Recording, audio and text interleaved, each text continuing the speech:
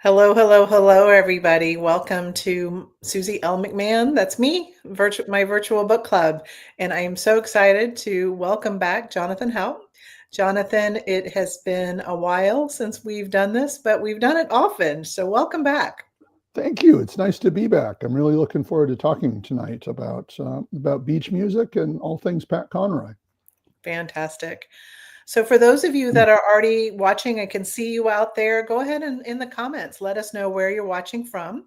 We love to have the interactivity between the audience out there and the two of us.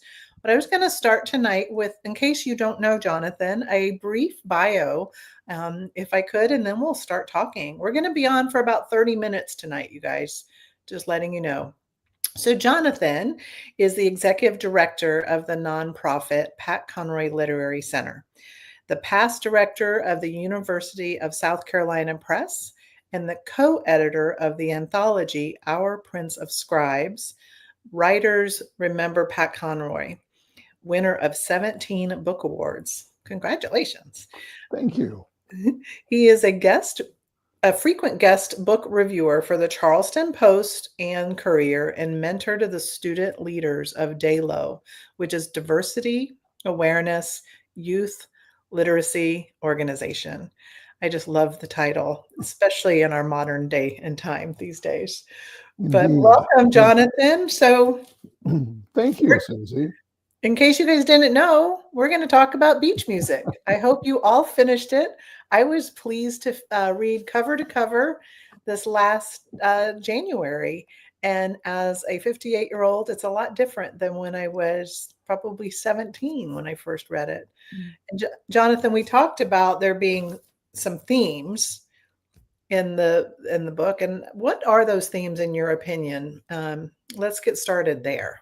Sure, absolutely. I think, I have a really interesting relationship with this book because it was the first of Pat's books that I read after I met him. There were several I had read beforehand, but after meeting him, I thought I should read that 800-page book that he wrote, and I did, and I didn't really like it the first time through. It just seemed like it was 6 or 7 books strapped together, and it was too much of everything, overwhelming, really, in a lot of ways.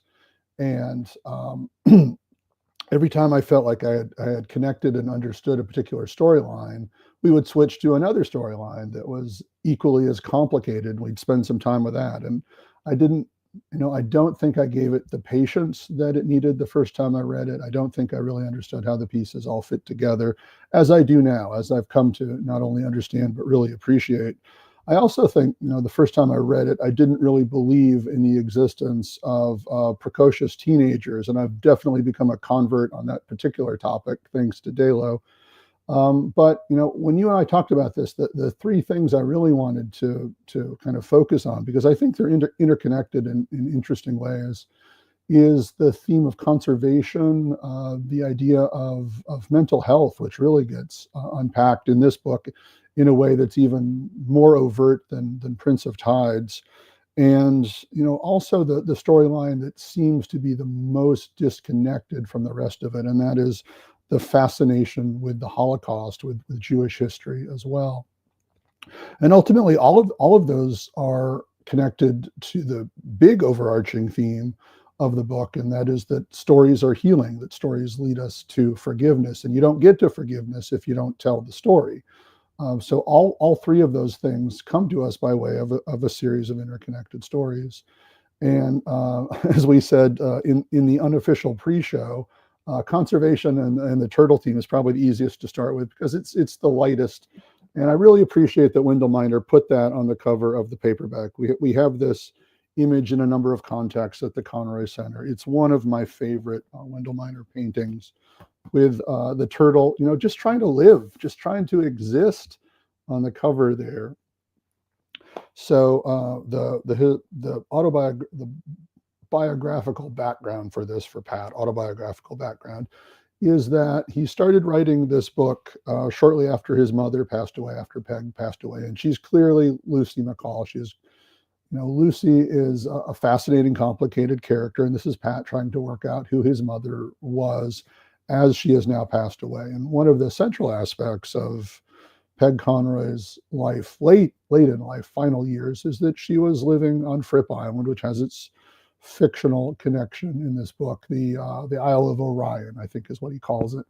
And the turtle team, the Fripp Island turtle team, was really important to her, and she was doing things at that time which, as Lucy does, are not exclusively legal, but they were in the best interest of the turtles, as she had decided, as a lot of people had decided.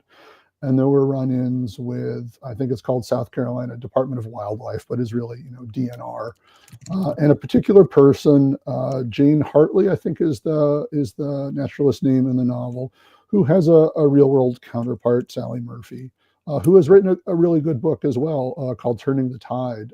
Really, Sally is an interesting figure as well. But here's Lucy, who's dying, who knows she's dying, right? I mean, that's the inescapable reality of her existence, is that she has a time limit, and she's trying to help other things live because she can't help herself. And here's this island that is so dear to her, and here's this endangered species. And we have several descriptions of people doing stupid, wrong-headed, harmful things to the turtles. There's the Jeter boy, the awful Jeter boy, and several other examples of this. And this becomes the way that the McCalls, that Jack and Lucy and Leah, can metaphorically save Lucy. They're never going to do it in reality. That's just the outcome that will happen due to the cancer. But metaphorically, they can save her by saving these creatures that are so dear to her, and she can pass on this love of nature, this love of turtles, to Leah. So, I love that so much attention is given to that we come back to it over and over again, that we establish this sort of protagonist-antagonist relationship between Jane and Lucy, erupting in the near arrest of Lucy, this very dramatic moment, this over-the-top moment in a book that has plenty of over-the-top moments, but still it stands out. And this was dear to Pat. This became something that he received awards for because of this book in the Conroy Center. One of the largest awards we have in the display case is not a literary award, it's a conservation award given to Pat by the South Carolina Aquarium, and very specifically by Mary Alice Monroe, who was on the founding board of directors and maybe still is in some capacity, who presented that award to Pat. So, conservation is a key part of Prince of Tides and beach music, and but in very different ways. And the turtle team is just extraordinarily well presented in this book. And I'm really glad that it made it on the cover of the paperback as well. Wonderful, wonderful. I was just out today for a walk for the first time on Fripp Island. And I was thinking about this part of beach music. And I don't want to give away any spoilers, because there's a very touching part at the very end of the book regarding a turtle who has lost its way. What kind of, I don't know, from a literary standpoint, what do you take from, I don't want to say exactly what it was, but what do you take from that happening at the end of the book? Do you know what I'm talking about? I do, yeah. And I want to be protective of that too, as well, particularly for anybody who has not yet finished their 800 pages of reading before they visit the Conroy Center. Yeah. But it's such a small scale event, but it is a huge emotional payoff to the novel, because all of these terrible, dark things happen. And that particular moment is following several of the absolute darkest chapters of the book, which are about the Holocaust. And and I'll say more about that in a second, but we need something uplifting. We need to know that life can persevere. We need to know that small moments of hope make the rest of the darkness possible. And that's what that moment gives us. It's Pat, at this point, let's keep in mind who he is in sort of the grand context. He's had successful book after successful book. He has an international following. He's trying to write a truly international novel. I mean, it's set internationally. It involves Interpol. It's a thriller. It's all of these things. He's had movies made. He's had 4 movies made. He's anticipating there will be a film of this, although that has never happened to date. he's sort of accustomed to writing these grand cinematic moments. And that's not what this is. This is a truly literary moment. This is something that works beautifully on the page that might not look like anything in particular on screen, but it touches our heart because of the way he writes it on the page. And I Mhm. love that he was still doing that, that even at this point in his career where he was anticipating a film of some kind and writing in a direction that allowed for that with many of the scenes, he is still first and foremost a writer of the page. And that's what he delivers in that moment. Nice. Thank you for that. I wanted to mention that Donna Armour sent me a text because she can't figure out how to put the comments on, but she's watching, and Beach Music is one of her favorite books Mm-hmm. by Pat, and she sends love to you and me. Oh, So thank hi, you, Donna, Donna. for watching tonight. I wanted to ask you, just to clarify in my mind, where was Pat physically living when he wrote Beach Music? That's a good question. And there's a 9 year gap between Prince of Tides, the novel, and Beach Music, the novel. The movie comes out in the meantime, sort of halfway, in the middle of those 9 years. Mhm, And where is Pat? He's back and forth to Rome a couple of times. He's in Atlanta. He's in San Francisco. mhm, He buys the house on Fripp Island. His mother has been living out there. That's where she's living when she passes away. mhm, The Fripp Island House is originally meant to be a writer's retreat, and this is where Beach Music is written, at least in part, out mhm, there as well. So he's in multiple locations, trying to figure out how to write this grand novel. And mhm, there's a number of pressures on him to do this. Prince of Tides has been successful as movie mhm, and his book, and Pat has been given for the first time in his career an advance that is valued at more than $1 million. So there's mhm, this pressure on him to deliver something that is worth that. It's a multi-book contract. He knows he's going to do several more with Nan Talese, and he's had successful films, so he has that pressure as well. So there's the professional pressures on him, which are sort of putting artistic pressure on him, but he's also at this self-destructive low point. He was involved in a car accident. He was physically injured, and he was using pain pills and got to like those a little too much. He was in one of his self-destructive alcoholic phases during part of the process of producing this book. Sort of working with a therapist and then not, and then trying that again, mhm, and not always making the best decisions. And in his second marriage, which is really important to this novel as well, is falling apart. And the world doesn't know that. The world sees superstar Pat Conroy hanging out with Barbra Streisand. All of this is really private. All of these things are happening in a really private way. mhm, And his brother Tom's situation, which relates to one of the other themes I want to make sure we talk about, the mental health aspect, is that Tom is in and out of mental health care, and various family members are looking at him in various ways, looking after him, excuse me. But his schizophrenia is really not getting the level of treatment, of care that he needs. And he takes his own life about a year before this book comes out, while Pat is writing it. And mhm, in an earlier version, there was a scene in which the character who is based on Tom, who is John Harding, mhm, takes his own life. And then that actually happened in reality. And Pat couldn't very well write that into the book. He needed to give the fictional version of his brother a happier ending. He needed to rethink the relationships among the brothers and write in that scene on the bridge, which is heartfelt and hilarious and sort of all of the emotions and silly and ridiculous, even though it's truly, literally a life and death scene, mhm, because that's what the Conroy family needed and didn't get in life. But here was a gift that Pat could give them on the page, mhm. a way of saving his brother.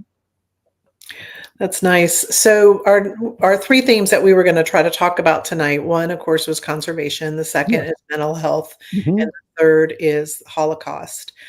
So why don't we talk about a little bit more about mental health on that? I think that was very touching to me as well, because since I was 17 years old, sadly, I've known almost two hands worth of individuals who have committed suicide. And I was wondering if you feel that or know that he was writing about this in a therapeutic manner, or an awareness manner, or a combination of both? A combination of both, certainly. And suicide, unfortunately, was common in Pat's life from the age of 16 or 17 onward. His French teacher at Beaufort High School Mhm. died by suicide, so he was aware of this tragedy at a very young age. And there were several members of the Conroy family who attempted suicide, including Pat, who was very, very honest about it much later in life as well. So, and his brother Tom, obviously, in the end, took his own life rather tragically in Colombia. But Pat was well aware of this. There were multiple episodes of suicide in Pat's life, so the reality of that he was certainly aware of. And we have a book that effectively opens with a suicide, with Shyla jumping off of the bridge, a very dramatic suicide at that, because she may be experiencing hallucinations. She's clearly experiencing depression, some aspects of survivor's guilt. I mean, there's a lot of things going on with Shyla as well that don't all necessarily get named. The word schizophrenia appears in this novel exactly one time, and it's not presented in that context as a medical condition. Somebody's joking about it. But the level of detail and the vividness of description that Pat is able to give to what John Harding is experiencing, to what that feels like and what it seems like with him, with the hair trigger temper, his intense sensitivity, his dependence, if you will, on his mother, the two brothers who really are most responsible for looking out for him in various ways. All of that is authentic to the real Conroy family situation with brother Tom. There's this beautiful inherent sweetness to him, this deep sense of empathy. All of that is true to Pat's experiences with his brother as well. So he's very forthright and honest about this, in a book that has now following Prince of Tides, in which we have also seen mental health be a key theme, with Savannah's situation, with her attempted suicide and her disassociation and her borderline personality and everything that Pat put into that book as well.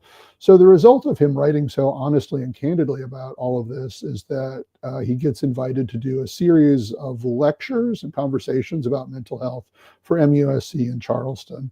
And I've heard several times those are recorded and available somewhere. I confess that I've not done enough research to actually have seen or heard those. I would love to.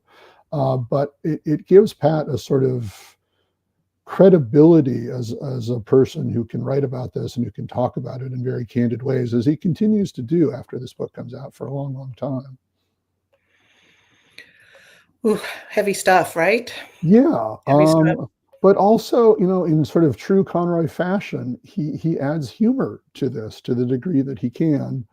And that is what saves John Harding, is the hilariousness, the silliness, the ridiculousness of the brothers Mhm. in sort of taking over this moment of pain, this torturous moment, and turning it into something that is laugh out loud funny on the Yeah. page.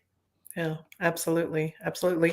And you said at the very beginning of our conversation is if we don't tell the story, how do we heal? I think that is a huge aspect of mental Mhm. health recovery. And has at the center specifically, don't you have a board where people have left little sticky notes, and several of them are like, if it wasn't for your novel, I might not be here, or your novel saved my life.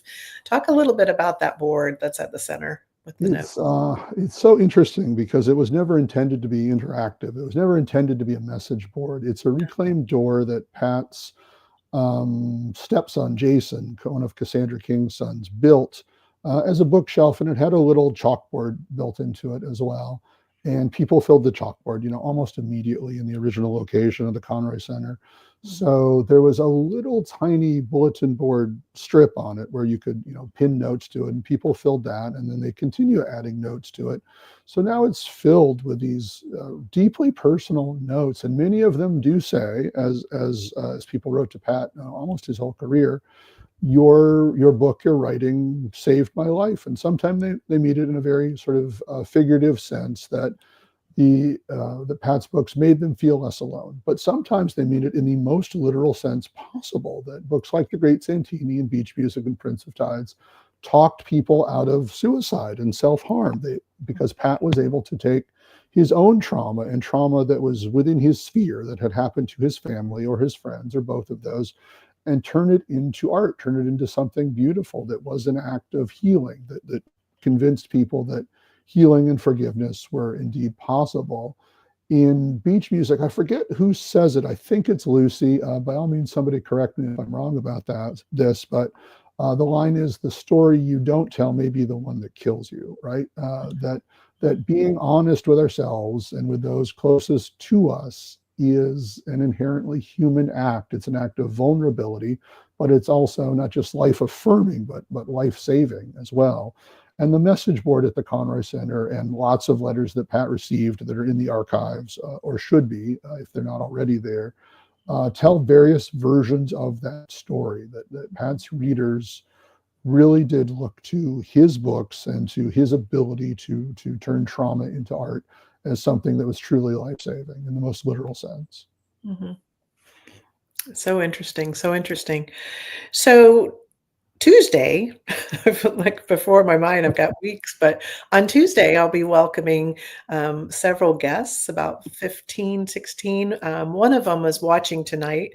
Susan Bousquet is watching from Daytona Beach. Her sister, Patricia, is driving down I-95 towards Beaufort right now. So she has her cell phone on speaker. So hello to Susan and Patricia. I love the sisters. They're the most fun. And I'm really glad they're coming back. One of Patty's friends was in the Conroy Center with a group and said hello on her behalf just a couple of days ago. Wonderful. Wonderful. So some people, if most people that are watching tonight understand that focusing on one novel by Pat Conroy ahead of the Low Country Literary and Leisure Getaway, my goal is to try to make the pages come to life. With the three themes we've talked about so far, turtle conservation, will be actually not seeing turtles quite yet this time of year, but going out on the rivers off of Fripp Island and having a naturalist talk to us about turtle conservation.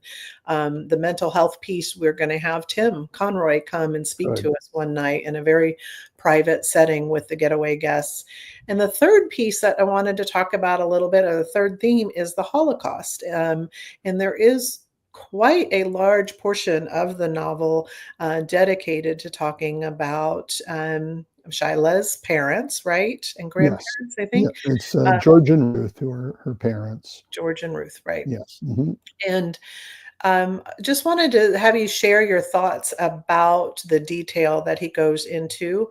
And then just to let you know, I'm not sure if I told you, but we did confirm when we do our historical walking tour, we will be going to the synagogue, the old synagogue. Oh, good. To Temple Beth Ezriel. Good. We're Yes. there Yeah. this next week. So, but gosh, there's a lot to learn from that section of the novel. And again, present day times, it's important to remember.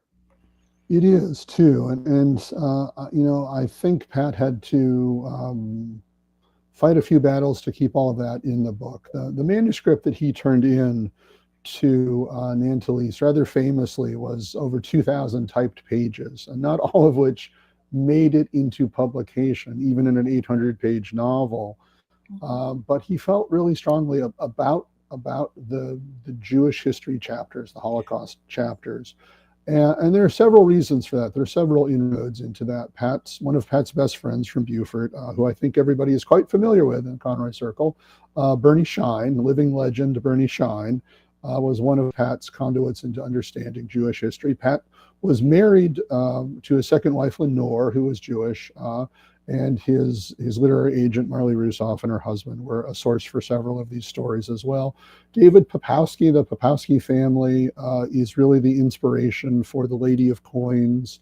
That is, if I remember correctly, and I believe I'm right about this, that was David's mother, who was the inspiration for that story, who has since passed away. I've met David a couple of times in Charleston, and his sister, Sarah, very often comes to our events in Atlanta. So I've heard a little bit of that family history from them. At the Conroy Center, among the roughly 1,000 books we have on display of Pat's, 7,000 book library, we're very fortunate to have a nice collection of his Jewish history and his Holocaust study research books on display in one of the rooms. So he read deeply into this. He conducted a number of interviews. He really wanted to understand this. He had taken trips to Europe. He had seen some of the sites, some of the concentration camps. He had really tried to understand this horrible, horrible aspect of human history in the hopes that it would not be repeated. And he juxtaposes it in the novel against Catholicism, because we have superhero priest, Jordan, Father Jordan, running around saving the world. And we also have the student protest movement against the Vietnam War of tiny little South Carolina and tiny little USC, college students trying to save the world, trying to stop something awful from happening. All of that is intentionally juxtaposed against the Holocaust. And in a novel in which Jack is our narrator, is our first person narrator, he can't be the one who tells us about the Holocaust. He didn't experience it. So we have to hear about it from George, who tells not only his story, but also Ruth's story. So we hear the stories of both of Shiloh's parents in these really extensive chapters in which it's mostly George speaking, uninterrupted for the most part. Every so often he checks in with Jack and dares Jack to get up and leave, to walk away from the story. And that's really the only interaction that George has with Jack when he's telling these stories, is to try and shame him into leaving, which Jack refuses to do. Jack, even as uncomfortable and as horrific as these stories get, Jack really wants to know this truth. He wants to understand this aspect of his wife's history, which is obviously now part of his daughter's history as well. And there's an escalation in the chapters, particularly the chapter that George tells about himself, that is daring you, me, the reader, to put the book down. That's what's happening when George is saying, Jack, do you want me to stop? Do you need to leave? Are you going to get up and leave? Can you listen to this? That is Pat Conroy, the writer, through George, the character, telling us, the reader, are you sure you can take this? Right. But you need to understand this, because that's the only way we will avoid repeating it, is to value humanity, to value human life, to value difference, to understand the horrific things that can happen when the world does not do that. And unfortunately, we're in a moment where that lesson desperately needs to be told over and over and over again. Right. So I'm really glad that the group is reading and discussing beach music, and that you'll have an opportunity to visit Beth Israel and hear about the fascinating history of Buford's role in Jewish history, and of that temple in particular. I'm looking forward to it as well. Seal was just saying hello. She said, wow, this has been wonderful. It's a great start to the week. Thanks, y'all. Kind of get that Southern y'all in there. But no, I agree as well. As it was hard to read through it. Since in my world travels in that part in Germany, I did go to Dachau, and I was there with my teenage son. And when you first get there and you're kind of in the museum type of setting, you can kind of remove yourself or separate your heart. I don't know. You just feel like you're almost, just learning, just a bird's eye view. But then when you start walking through the actual buildings, and for me, there's an eerie energy, a very sad one, a very heavy one when you walk through there.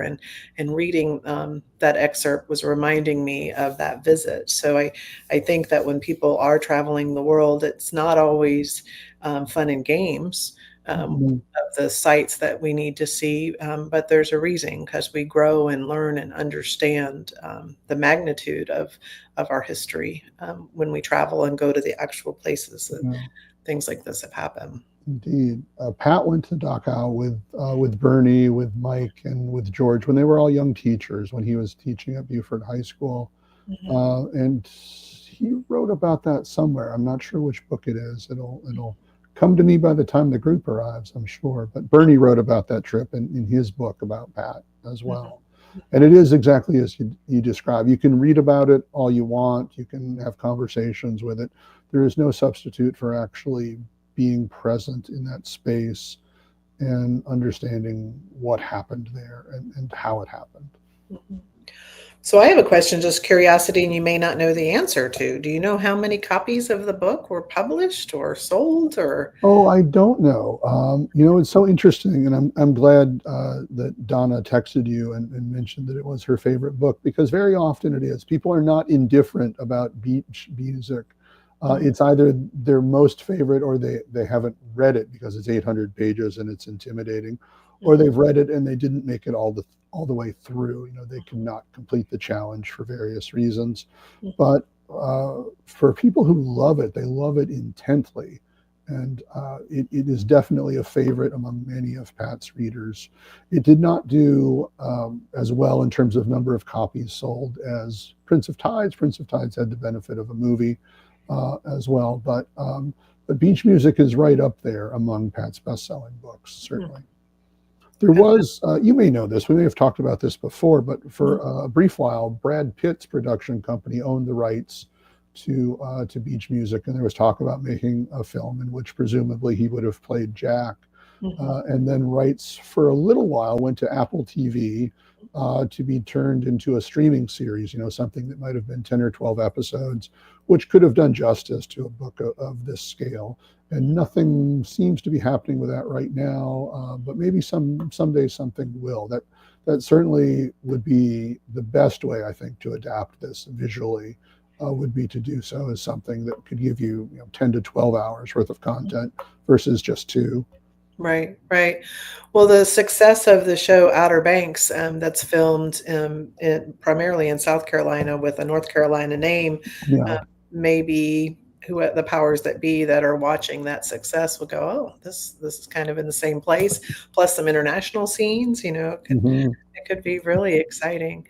Well, I want to thank you. We have already gone through our 30 minutes. It always goes by so fast when we have so much to talk about. Just for anybody that's watching that's not familiar with the mission of the Pat Conroy Center, can you just share that with us? And then everybody will understand why I like to do this Low Country Literary and Leisure Getaway to support you, the center, so that you can continue with your mission. Can you just share with us? Sure, absolutely. The center really is the vision of Pat's widow, Cassandra King, fellow Southern writer, fellow teacher, and Pat's literary agent, Marley Rusoff, and her late husband, Mihai, to create a living legacy for Pat, something that would be active and not just passive, like a statue or a memorial. They wanted something that would make its focus education, that would not be a shrine to Pat, would not be a tourist trap. Pat would have hated that. He would haunt us even more than he already does if that is what the center had been. And it is decidedly not that. It is 2 things simultaneously all the time, and both of those things even more so now that we are in our new location. So we have a museum, an educational center that is visited by folks, not just from all over the country, but really from all over the world, from literary pilgrims, as I like to think of them, who come to Beaufort specifically to engage with the legacy of Pat Conroy.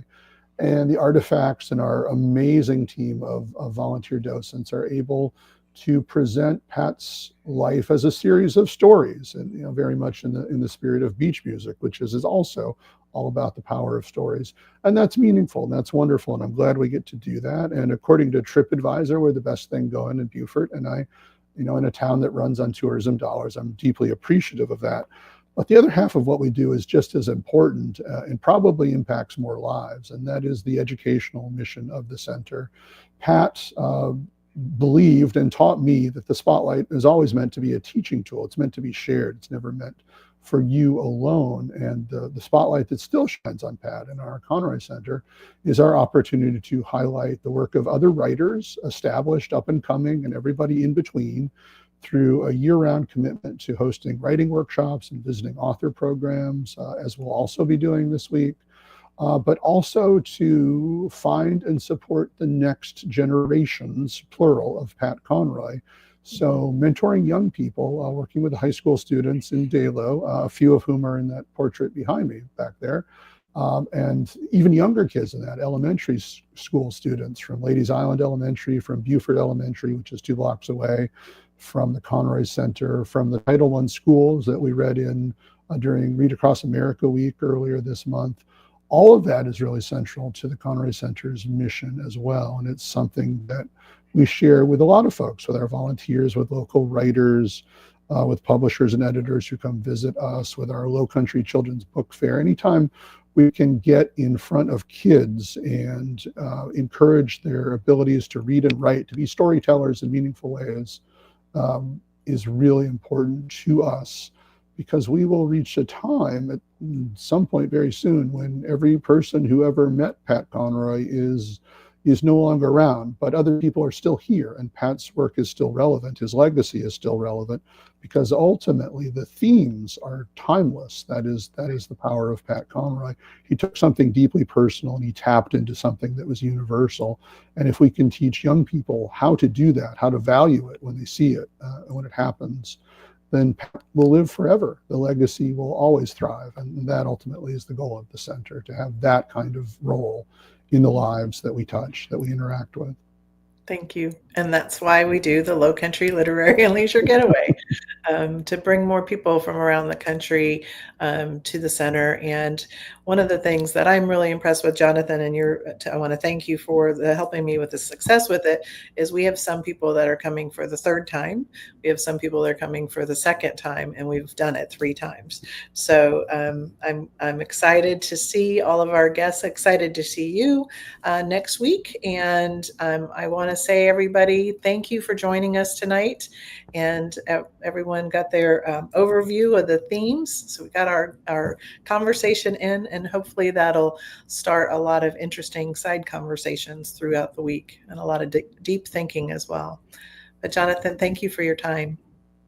You're so welcome, Susie. I really appreciate you putting all of this together. I don't think everyone always appreciates how much work goes on behind the scenes, but I certainly do. And I am tremendously, eternally grateful to you for all the work that goes into this. And I'm excited to see the guests, to meet some new folks, and to see some of our returnees in just a couple of days. Right. Thank you so much. And everybody, the next book that we're reading is Donna Armour's book, Moringa, The Tree of Life. So make sure you get that read before April 3rd. So that might be the book that you're walking around Beaufort with. So thanks again. I'm going to end our live stream, and thank you so much, everybody, for joining us tonight. Have a good night, Jonathan. Good night, everybody. Bye.